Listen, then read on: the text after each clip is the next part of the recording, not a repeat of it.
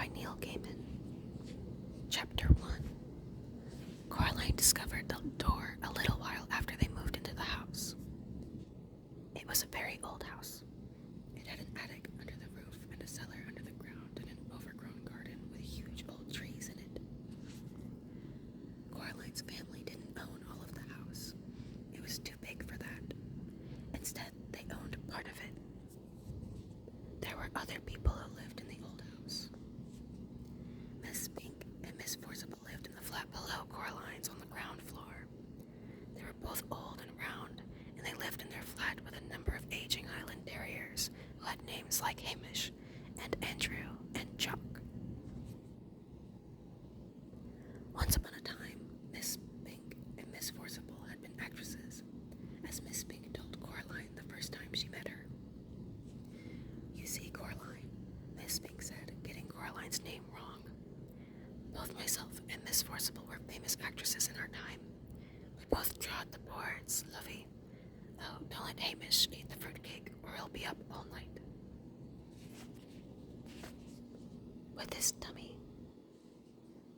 "It's Coraline, not Caroline. Coraline," said Coraline. In the flat above Coraline's, under the roof, was a crazy old man with a big mustache. He told Coraline that he was training a mouse circus. He wouldn't let anyone see it.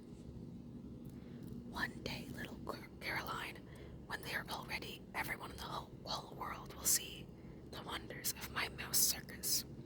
You ask me why you cannot see it now. Is that what you asked me?" "No, Coraline," said Coraline quietly. "I asked you not to call me Caroline. It's Coraline."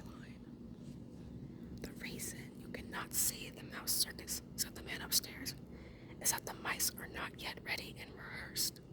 Also, they refuse to play the songs I have written for them. All the songs I have written for the mice to play go oomph oompa. But the white mice will only play toodle-oodle like that. And I am thinking of trying them on different types of cheese." Coraline didn't think there really was a mouse circus. She thought the old man was probably making it up. The day after they moved in, Coraline went exploring. She explored the garden. It was a big garden.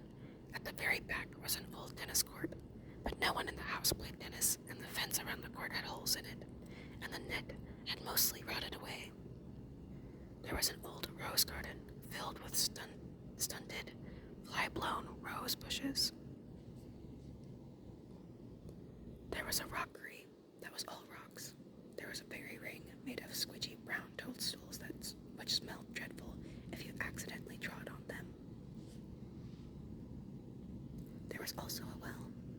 On the first day Coraline's family moved in, Miss Pink and Miss Forcible made a point of telling Coraline how dangerous the well was, and they warned her to be sure she kept away from it. So Coraline set off to explore for it, so that she knew where it was to keep away from it properly.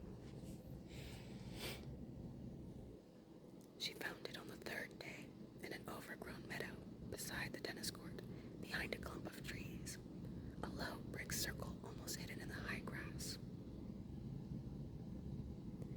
The well had been covered up by wooden boards to stop anyone falling in. There was a small knothole in one of the boards, and Coraline spent an afternoon dropping pebbles and acorns through the hole and waiting and counting until she heard them plop as they hit the water far below. Coraline also explored for animals. She found a hedgehog and a snakeskin, but no snake, and a rock that looked just like a frog, and a toad that looked just like a rock.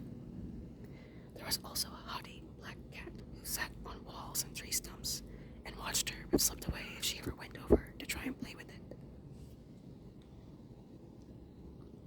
That was how she spent her first 2 weeks house, exploring the garden and the grounds. Her mother made her come back inside for dinner and for lunch, and Coraline had to make sure she dressed up warm before she went out, for it was a very cold summer that year. But go out she did, exploring every day until the day it rained, when Coraline had to stay inside. "What should I do?" asked Coraline. "Read a book," said her mother. "Watch a video, play with your toys, Go and pester Miss Pink or Miss Forcible or the crazy old man upstairs. No, said Coraline. I don't want to do those things. I want to explore.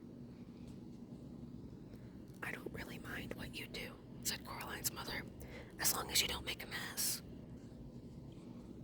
Coraline went out to the window and watched the rain come down. It wasn't the kind of rain you could go out in. It was the other kind, the kind that threw itself down from the sky and splashed where it landed. It was rain that meant business, and currently its business was turning the garden into a muddy, wet soup. Coraline had watched all the videos. She was bored with her toys, and she'd read all her books. She turned on the television. She went from channel to channel to channel, but there was nothing on but men in suits talking about the stock market and talk shows. Eventually, she found something to watch. It was the last half of a nature history program about something called protective coloration.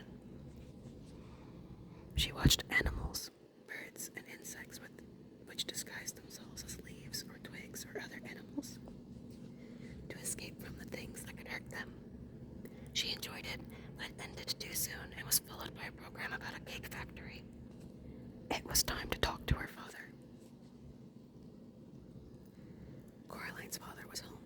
Both of her parents worked doing things on computers, which meant they were home a lot of the time. Each of them had their own study. Hello, Coraline, he said when she came in without turning around. Humph, said Coraline. It's raining. Yup, said her father. It's bucketing down. No, said Coraline. It's just raining. Can I go outside? What does your mother say? She says you're not going out in weather like that, Coraline Jones. Then, no. But I want to carry on exploring. Then explore the flat, suggested her father. Look, here's a piece of paper and a pen. Count all the doors and windows. List everything blue. Mount an expedition to discover the hot water tank and leave me alone to work. Can I go into the drawing room? The drawing room was where the Joneses kept the expensive and uncomfortable furniture Coraline's grandmother had left them when she died. Coraline wasn't allowed in there. Nobody went in there. It was only for best. If you don't make a mess and you don't touch anything. Coraline considered this carefully. Then she took the paper and pen and went off to explore the inside of the flat. She discovered the hot water tank. It was in a cupboard in the kitchen. She counted everything blue, 153. She counted the windows, 21. She counted the doors, 14. Of the doors that she found, 13 opened and closed. The big carved brown wooden door at the far corner of the drawing room, was locked.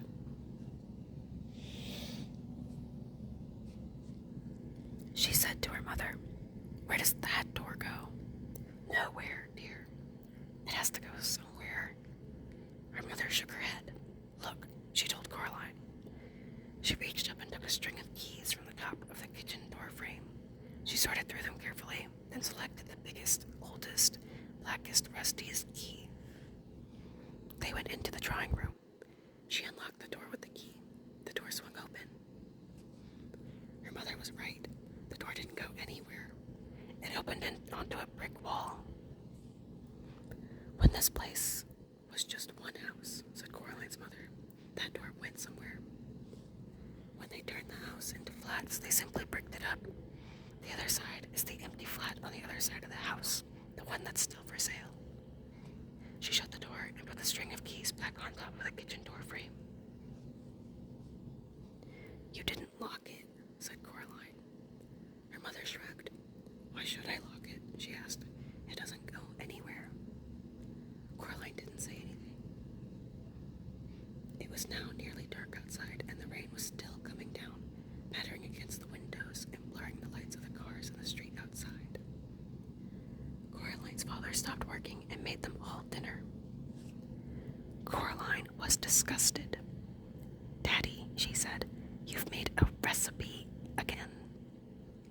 It's leek and potato stew with a tarragon garnish." and melted Gruyere cheese, he admitted. Coraline sighed. Then she went to the freezer and got out some microwave chips and a microwave mini pizza.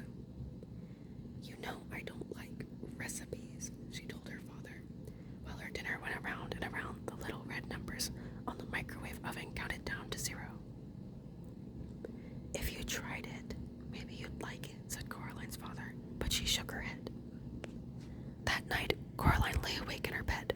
The rain had stopped, and she was almost asleep when something went tut-tut-tut-tut-tut-tut. She sat up in bed. Something went creak. Coraline got out of bed and looked down the hall, but saw nothing strange. She walked down the hall. From her parents' bedroom came a low snoring. That was her father, and an occasional sleeping mutter. That was her mother. Coraline wondered if she dreamt it, whatever it was. Something moved. It was a little more than a shadow, and it scuttled down the darkened hall fast, like a little patch of night. She hoped it wasn't a spider. Spiders made Coraline intensely uncomfortable. The black shape went into the drawing room, and Coraline followed it a little nervously. The room was dark. The only light that came from the hall and Coraline, who was standing in the doorway, cast a huge and distorted shadow onto the drawing room carpet. She looked like a thin, giant woman. Coraline was just wondering whether or not she ought to turn on the lights when she saw the black shape edge slowly out from beneath the sofa. It paused and then dashed silently across the carpet toward the farthest corner of the room. There was no furniture in that corner of the room. Coraline turned on the light. There was nothing in the corner, nothing but the old door that opened onto the brick wall. She was sure that her mother had shut the door, but now it was ever so slightly open, just a crack. Coraline went over to it and looked in. There was nothing there, just a wall built of red bricks. Coraline closed the old wooden door, turned out the light, and went to bed. She dreamed of black shapes that slid from place to place, avoiding the light until they were all gathered together under the moon. Little black shapes with little red eyes and sharp yellow teeth. They started to sing. We are small, but we are many. We are many, we are small. We were here before you rose. We will be here when you fall. Their voices were high and whispering and slightly whiny. They made Coraline feel uncomfortable. Then Coraline dreamed a few commercials, and after that she dreamed